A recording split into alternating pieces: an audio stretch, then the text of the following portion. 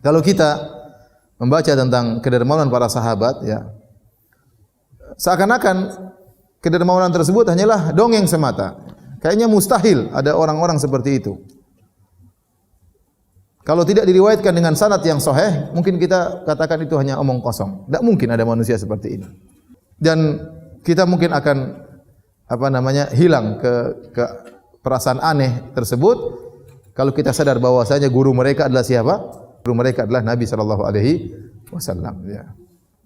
Dengan sebab guru mereka Nabi sallallahu alaihi wasallam, jadilah para sahabat sangat luar biasa dalam berinfak. Di antara contoh yang sering antum dengar, ya dalam Sahih Bukhari dan juga Sahih Muslim, kisah antara Sa'ad bin Rabi' radhiyallahu anhu dengan Abdurrahman bin Auf. Kisah yang menakjubkan. Ya, tatkala Nabi SAW mempersaudarakan mereka berdua, ya.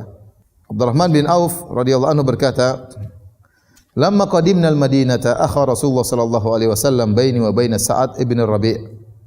Tatkala kami datang ke kota Madinah berhijrah dari Mekah menuju Madinah, dan Abdurrahman bin Auf adalah orang yang sangat kaya raya, pedagang besar. Teman-temannya itu para pedagang-pedagang besar.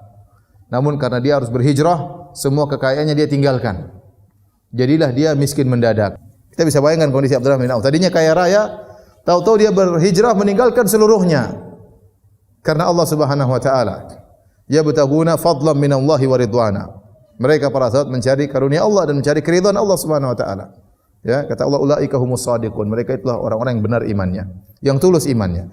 Begitu sampai di kota Madinah, Nabi melakukan nizam ta'akhi, yaitu melakukan peraturan persaudaraan. Maka Nabi mempersaudarakan si fulan dengan si fulan, si fulan dengan si fulan agar mereka saling perhatian. Di antaranya adalah Nabi persaudarakan antara seorang muhajiri yaitu Abdurrahman bin Auf dengan seorang Ansari yaitu Sa'ad bin Rabi'. Nabi sengaja mempersaudarakan Abdurrahman bin Auf dengan Sa'ad bin Rabi' yang memang kaya raya. Karena memang selevel. Ini Abdurrahman bin Auf dulu orang kaya raya. Kemudian Sa'ad bin Rabi' sekarang yang paling kaya termasuk yang paling kaya di kota Madinah. Agar untuk memperhatikan Abdurrahman bin Auf. Maka Sa'ad bin Rabi' berkata kepada Abdurrahman bin Auf, "Inni aktsarul ansari malan." Aku adalah orang Ansar yang paling kaya, kata dia. Fa aqsimu laka nisfa mali. Aku akan bagi hartaku menjadi dua. Ya. Setengah buatku dan setengah buat kamu. Kemudian ini berkata lagi, "Wanzur ayya zawjatayya hawaita nazaltu laka anha." Kamu lihatlah mana di antara dua istriku yang paling kau sukai, aku akan mengalah. Ya.